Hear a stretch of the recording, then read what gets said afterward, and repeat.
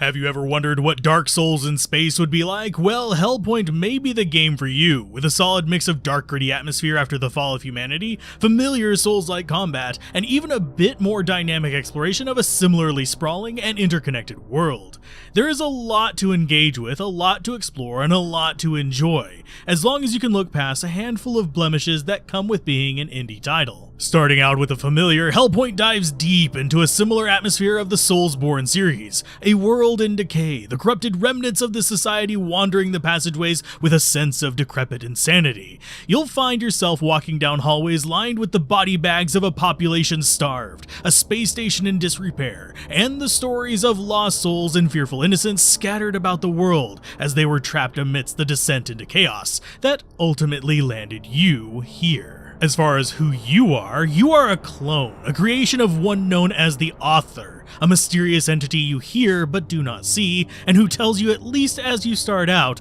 what your overall objective should be. Beyond that, there are only a handful of NPCs, but they may change the decisions you make and, in turn, the outcome of your journey. Needless to say, there are also countless enemies in areas spanning from wide open hallways where you can stealthily avoid soulless knights, to narrow dark passageways with horrific enemies waiting around corners, ranging from wild beasts to trained soldiers and cultists, not to mention what awaits you outside the station, as there are even a number of opportunities to explore the vacuum of space with all of its hazards and horrors. With the Blue Sun expansion, this extends itself even further, with one branch taking you into a floating prison to confront its inhabitants and the broken caretakers that watch over it from its perch just beyond the station, as well as a second branch leading you to further understand the pampering and excess of the elite of the Arisen domain, and finally back into the hallways and depths that you were unable to previously reach in the station, eventually reaching its core, and the suffering that hides there. As you can tell from that, the story is what you'd expect from a Souls-like, and the enemies, despite having an issue with reusing the bosses as normal enemies a bit too frequently for my taste,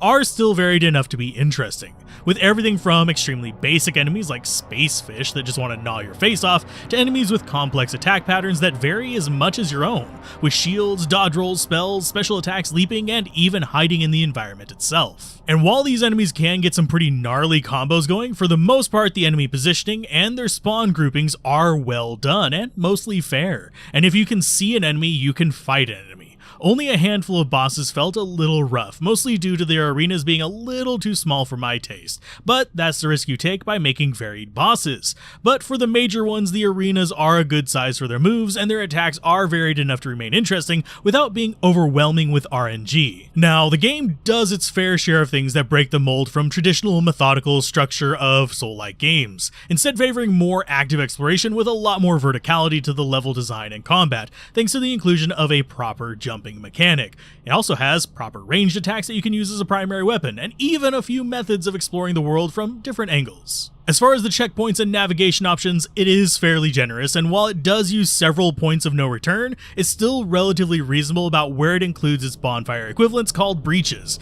though you do have to use items to make them able to be transported to and from, which means you will be a little bit limited in that regard, and can end up wasting a few of these really limited items on mediocre locations when you find better breaches elsewhere. These breaches become especially helpful whenever you go to unlock the bonus and secret areas in the game, with bonuses such as black hole doors and challenge zones being the most common to run across, each with timer-specific entry requirements, and the black hole doors even requiring some exploring and problem solving to aim things just right. For mixed sets of rewards on both of them, but they're usually worth attempting if you come across them while exploring, as every area has at least some, and they can sometimes unlock areas that you may not have realized were accessible otherwise. And while the base game's normal hidden passageways are, needless to say, extremely predictable, always using the same 3-panel pattern, with the inclusion of the Blue Sun DLC, we see that the team's ability to explore alternate or interesting hidden doors, more verticality in their secrets, and even more looping paths has come a long way since the original release. That said, for this title's base game, it still explores these types of things as much or more than other Souls-like, especially independent ones. Now, with this level design philosophy, especially the aspects of ranged combat and platforming being integral parts of the game, it does change how some of the combat works for it, with a lot more altitude-based combat such as ranged units holding the high ground, ambushers, and even using terrain to your advantage by hiding behind cover to avoid certain attacks. Circle strafing is still useful, but now other forms of combat feel a lot more well, useful than just having a big shield and pressing left or right. And while the core game has quite a bit of variety on the weapon options, with fairly varied melee variety, a few range options ranging from light damage and fast firing effects to heavy, slow, and expensive, ponderous options. On top of these, there is also a plethora of abilities associated with each of these weapons as you use them and level up your character's experience with them. And with the addition of Blue Sun, you now have access to a lot more weapon mechanics, such as new weapons that have the two-handed approach, as opposed to the vanilla weapons where they were always just main hand or offhand, never both hands. And there are even mode swaps that let you change how a weapon functions entirely. Some of the other perks of this system is that it gives even primarily melee characters options to use their energy on, such as ranged alternatives or magical options with weapons, or even alternate heavy attacks or attack combos for interesting damage patterns, with all but the most basic items at the very beginning having at least some form of damage boost or element altering effect on them. This combined with support items that you can use to modify your weapons and shields to add some similar effects to bonuses, and you can have some fairly dynamic weapons in addition to the, well, exceptionally varied arsenal. Now, some of the weapons are explicitly just better versions of others, or alternate element copies, but you are never really punished for choosing one or the other, since it is free to swap these boosting attachments over to new gear as you advance, with the only thing you can't really keep with you being the experience on the equipment itself. And another fun thing to do is level up two of the same range weapon and dual wield them Rambo style, or be a magic laser caster shooting lasers out of both of your hands,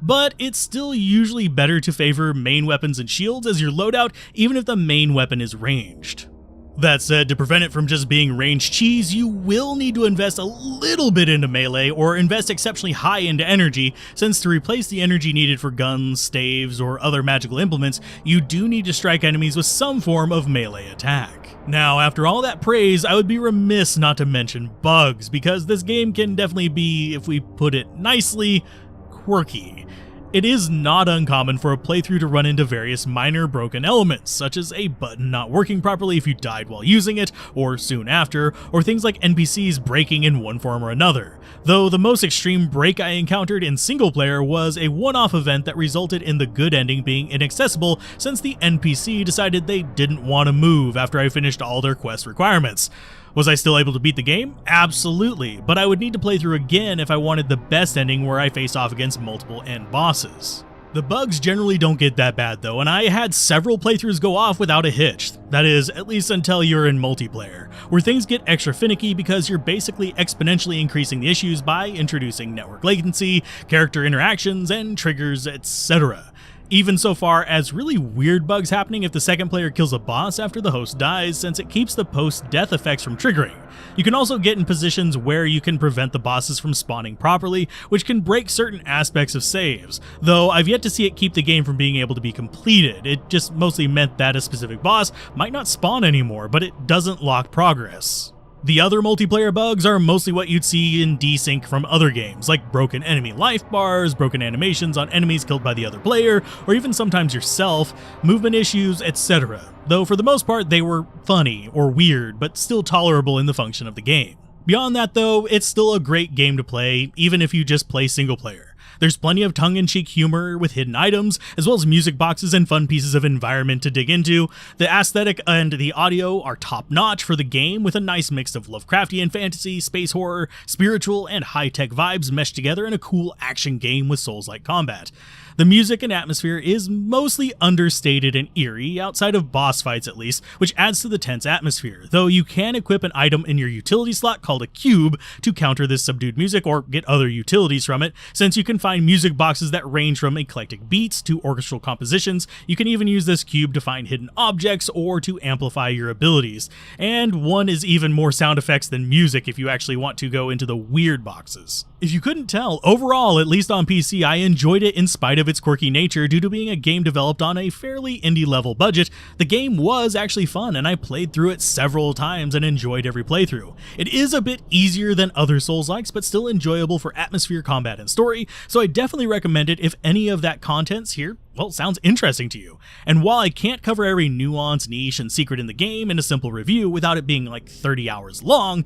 there is plenty there to discover, and a lot to play with even in just the realm of simple objects like armor, gear, and enemies, especially since as you perform tasks on the station, the enemies you encounter will change, as will how certain things react to you. So definitely pick it up if it sounds interesting. As far as where to pick it up, you can find affiliate links with Humble Bundle down below for both the standalone PC version and the DLC. They go on sale fairly often there, so as of the release of this video, they're only 10% off, but you can wait for them to be cheaper. There is also a Switch version available that I'll include a link to as well, though as of the release of this, it doesn't have access to the Blue Sun content, which I would say you should get to go along with your first playthrough, since it is designed to be played along with the story rather than independently from it, as it is paced to make that much more reasonable than how I did it, which was basically loading up the game several times to complete the save file and exploring it on a higher New Game Plus, which made the new content a little bit more challenging, and I had already finished most of the rest of the game, so traveling was a bit different for me. Now, if you're interested in other types of action RPGs though, check out the link on screen for another fun recommendation, and as always, keep gaming, have fun, and peace out. This has been Alzorath.